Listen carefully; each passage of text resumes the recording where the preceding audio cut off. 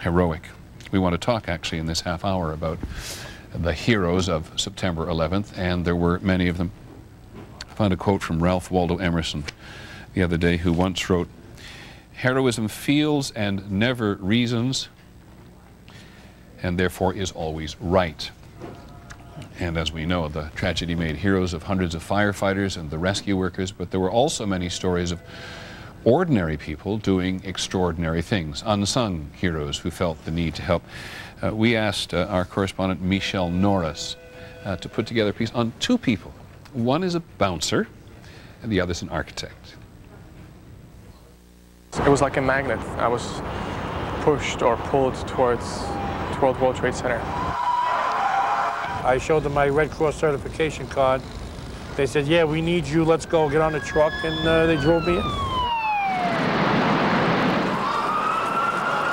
On the morning of September 11th, most New Yorkers tried to get as far away as possible from the World Trade Center. But Mike Bellone and Jiri Boudnik had the opposite instinct. I heard a lot about you. Both men fought to reach Ground Zero, desperate to help. Mike Bellone, a 300-pound nightclub bouncer from Brooklyn, hitched a ride into Manhattan on a fire truck. That was my goal. I wanted to pull one person out alive. In another part of Brooklyn, Jiri Boudnik saw the inferno from a construction site. An architect and structural engineer, he immediately recognized that the towers were likely to topple. My reaction was to just grab my hard hat, and I took a portable radio, flashlight, and started walking across Brooklyn Bridge. At Ground Zero, Boudnik joined rescue workers and civilian volunteers, sifting through the rubble with their bare hands. We were finding nothing but expired bodies and body parts and all kinds of stuff I'd never seen before. Mike Bellone threw himself into the rescue effort, a big man who turned out to be a big asset.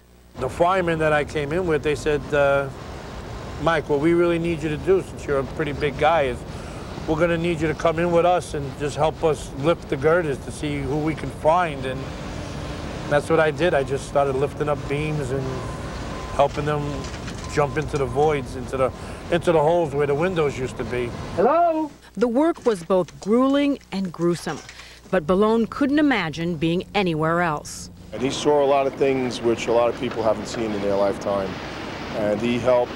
He didn't flinch. He stayed there right through. I got a chance to make and to work with the greatest men on earth, who hold down the greatest job on earth, fire department. Those guys, man, I love them. Bellone's sheer brawn served him well in the pit, but things were different for Jiri Boudnik. A Czechoslovakian immigrant who defected to America 15 years ago, Boudnik was determined to help a city he'd come to love. He simply lacked the stomach for work in the pit. There were a ton of people helping with their hands and, you know, looking through the debris, and I thought, how can I help that would really make a difference? With his architectural training, Boudnik realized what rescue workers needed most, a visual tool to spot stairwells, elevator shafts, air pockets. So I knew that we shouldn't be just kind of randomly looking through this pile of debris. We should locate and exactly pinpoint the areas where survivors can still, you know, be alive. Boudnik remembered that his college, Cooper Union, kept a set of detailed plans for Lower Manhattan in the school's library. The problem, the school, like most of Manhattan, was closed. So he tracked down the college president at home. On Saturday morning, following September 11th, I was in my house, which is right down the street, in my bathrobe, and, you know, in the midst of this tension and so on, and the bell rings, and there's a stranger at my door. And he says, "Who are you?" So I showed him my pass, and I said, "I'm Jiri Boudnik, and I need your help." It was very intense, very eager, very enthusiastic, and was clearly a man with a mission. With plans in hand, Boudnik constructed an architectural model that helped rescue workers make sense of the mountain of debris. He put together first a cardboard model to help people understand what was both above ground and what was also below ground. But he still wanted to do more, so he quit his engineering job to create a project called Brainstorm. The goal? Build a three-dimensional model of Ground Zero using computer animation. It was just total mess. Can you imagine 70 feet of debris pile? And so this model kind of helped to orientate everybody. Through site visits and countless interviews with rescue workers, Boudnik and his team created a stunning visual tool to pinpoint danger zones.